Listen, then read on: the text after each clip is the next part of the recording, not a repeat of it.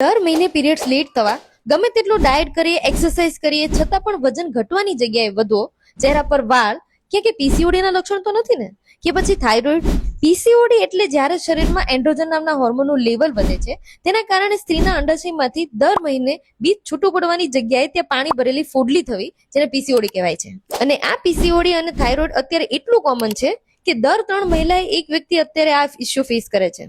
આયુર્વેદ કહે છે કે જ્યારે આપણા શરીરમાં લીવર અને યુટ્રસ ટોક્સિન્સથી ભરાઈ જાય છે, ત્યારે આપણા શરીરમાં હોર્મોનલ ઇમ્બેલેન્સ અને પાચન ક્રિયા ખોરવાય છે. અને જ્યારે હું રિસર્ચ કરી રહી હતી, ત્યારે મને જાણવા મળ્યું કે જ્યારે આપણે આ લીવર અને યુટ્રસને ડિટોક્સ કરીએ છીએ, જેનાથી બધું જ ટોક્સિન શરીરમાંથી બહાર નીકળી જાય છે, ત્યારે આપણે હોર્મોન્સને કંટ્રોલમાં લાવી શકીએ છીએ. અને આ ડિટોક્સ ખૂબ જ સરસ રીતે કરે છે નારિકાયાનું ડિટોક્સ, કે જે એક આયુર્વેદિક ફોર્મ્યુલા છે, કે જેમાં અશોક, સતાવરી, સલમાલી, ત્રિફળા, પુનર્નવા અને ગુગલુ જેવા આયુર્વેદિક હર્બ્સ છે, જે બધા જ હોર્મોન્સને રેગ્યુલેટ કરવામાં હેલ્પ કરે છે. અને રિઝલ્ટ્સ તો પીરિયડ્સ રેગ્યુલર થાય છે, વેટ કંટ્રોલમાં આવે છે, થાઇરોઇડ કે પીસીઓડી બેલેન્સમાં આવે છે.